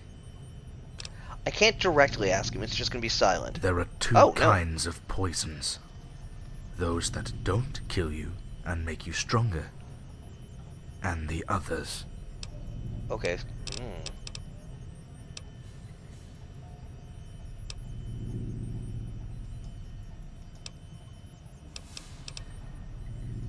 A stone used to wet a flint, which was in turn used to carve tools. Even discarded, the stone was as useful as it was in the first place. Once upon a time, a child had a music box he held very dear. Though he loved nothing more than hearing the box's sweet melody, he wanted to know how its mechanisms worked. He knew that by breaking open the box, he could have a glimpse of what was inside, and perhaps even a bit comprehend how it worked. Of course, he feared he couldn't repair it afterwards, opening the box and risking to break it, or leaving it the way it was. Eventually, the child would make his choice. Oh, that's actually kind of deep. Neat. A writer of great renown had it all. Friends, family, wealth. He wondered why he couldn't write anymore. He despaired. He cried. He drank. Why? He yelled, while tossing away heaps of single-worded scripts. Why can't I write anymore? It's simple, my dear, said his wife, freshly awoken. You're not suffering enough. She added, I can help you with that. He died because his body could not withstand his own spirit, a spirit which already had great troubles withstanding itself. 5 friends, caught in a diluvial rain, sheltered under a tree, and pitched some money together. One of them faced the rain to go buy an umbrella. He survived the ordeal, perhaps because he was the only one gone when the thunder struck the tree. I'm liking these vault metaphors, or these overall metaphors. Tell me about Dexter Aldridge. He was the kind of man who praised butterflies for being gorgeous, yet crushed caterpillars out of disgust. Huh, that's actually pretty deep too. A testament, an heir, is sometimes all people need to leave this existence in peace.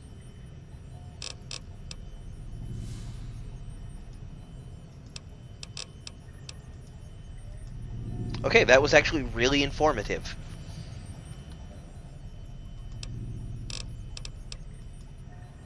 Oh, actually, no, tell me what's your story. The birds have vanished down the sky. Now the last cloud drains away.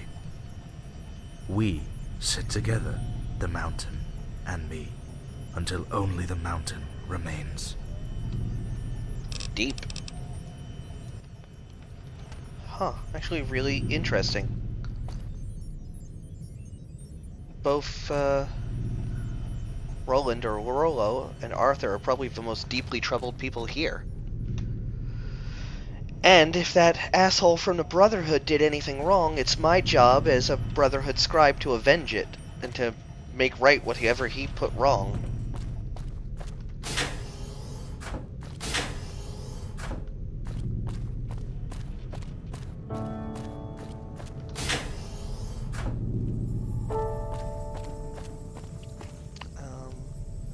Cafeteria common room. Damn, this vault feels huge. Also, if anybody's listening, give me a shout out in the chat box. Come on.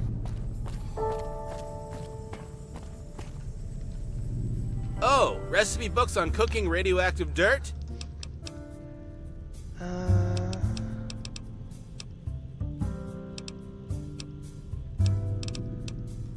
Yeah, exactly. What is the deal about them?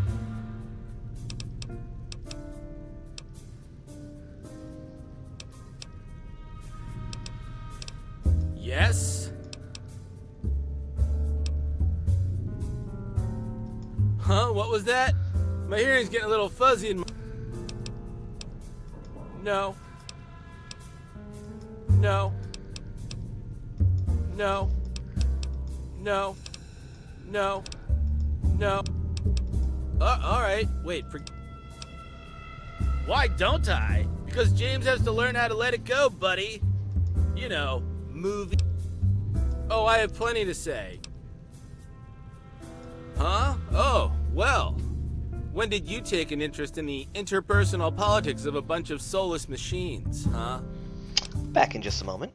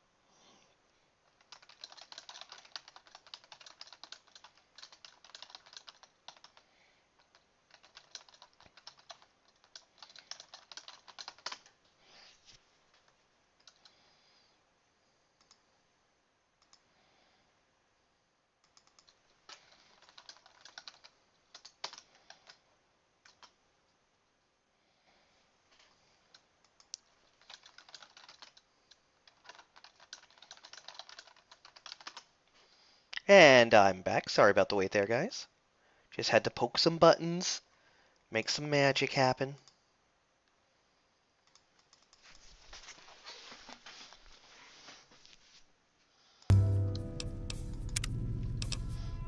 Prim Slim, is that you? Prim who now? Oh, we all look the same. Well, we look... Look, you just mind your own goddamn business and go back to inhaling all the oxygen and jerking off. It's nothing personal. You're just ugly, that's all. And I can smell your sphincter. Come...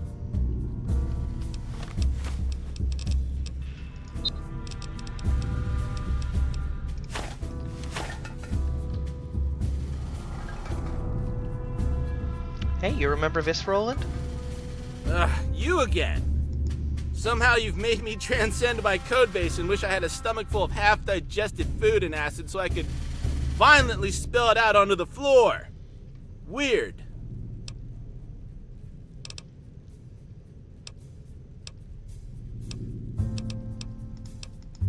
Come back.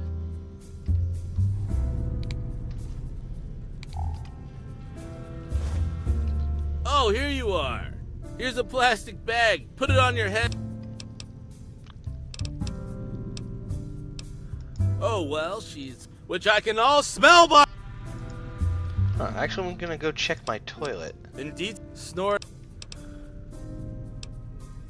Because it's the room where I put the trash in, okay?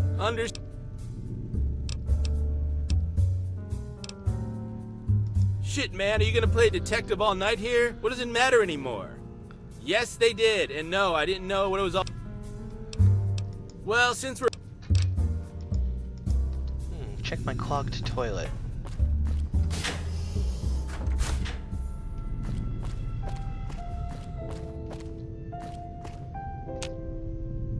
I thought that was my room.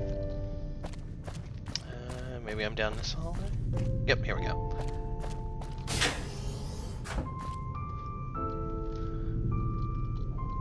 Oh yeah, my toilet doesn't work.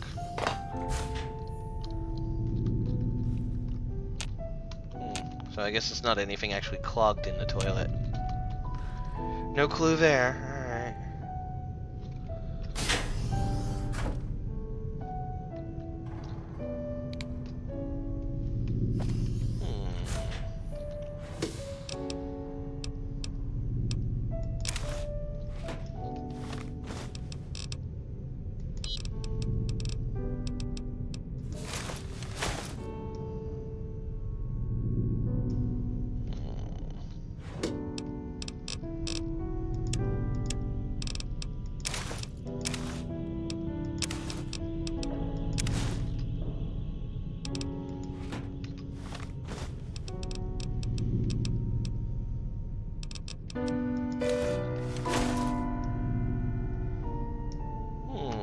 Maybe now that I'm wearing Piper's clothing, he'll say something different.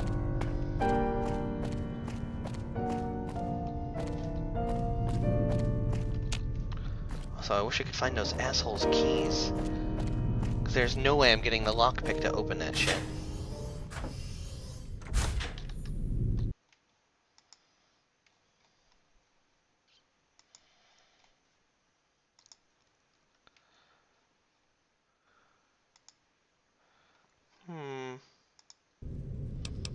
Thinking for a second.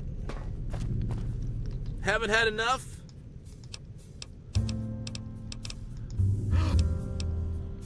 Oh, which I can. Oh, man. Just that. I'm shocked. Yeah, I was. I couldn't get what it was about. You're a lazy piece of shit, but I can totally relate to that. I gave up after 3 pages. You're a lazy. Anytime. Must I spell it? And are you? Oh, which I can. Indeed, snored louder, spilled blood. Well.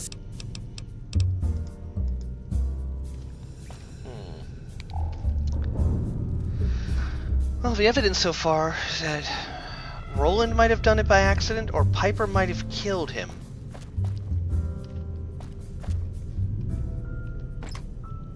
Oh, definitely need those cigarettes.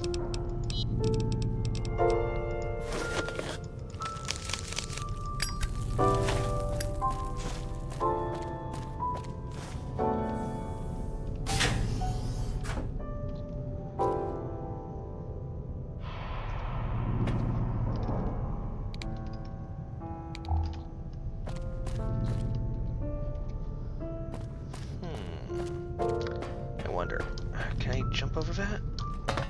There we go. Where's that entry room that I saw with the Mr. Handies? Isn't like a curved library bit.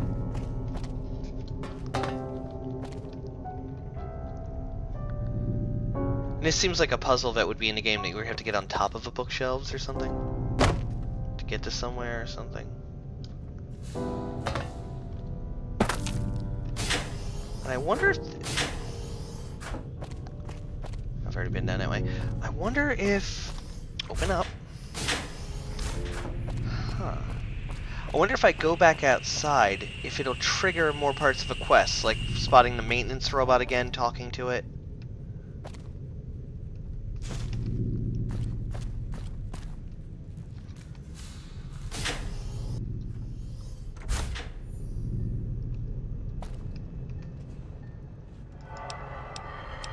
You're not like the others, are you? Please move along. If you have any questions, James on the phone.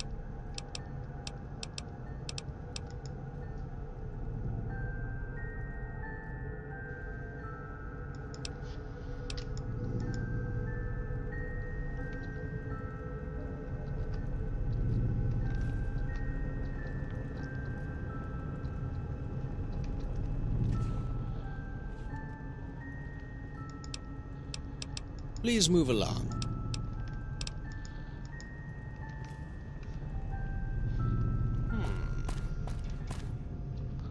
Why can't I get to this part of the library?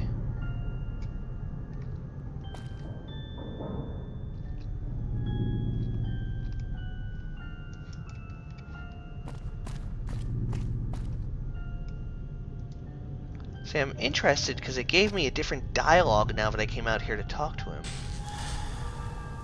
And I'm seeing if there's any like pick-upable items or something I could trigger in there, like if I can even get into this room. Like, I'm seeing a door over there. And like 3 handies. Let me get my binoculars out. Like, there's a door over there. It's definitely a way in.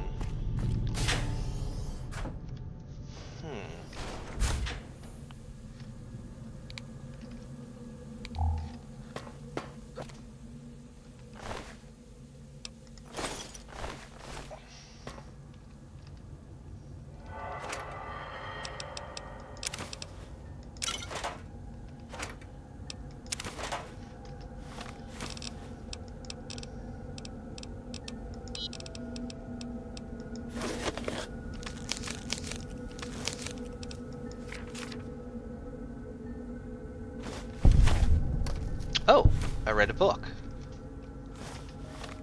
Oh, I need to read more books, clearly.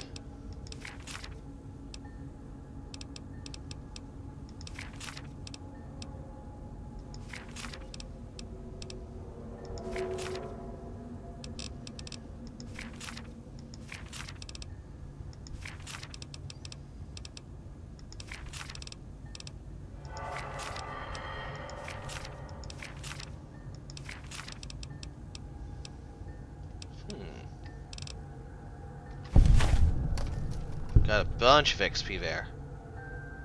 And reading those books may have opened up new dialogue options. And with this, I'm going to take a quick break and start up part 3 in just a moment.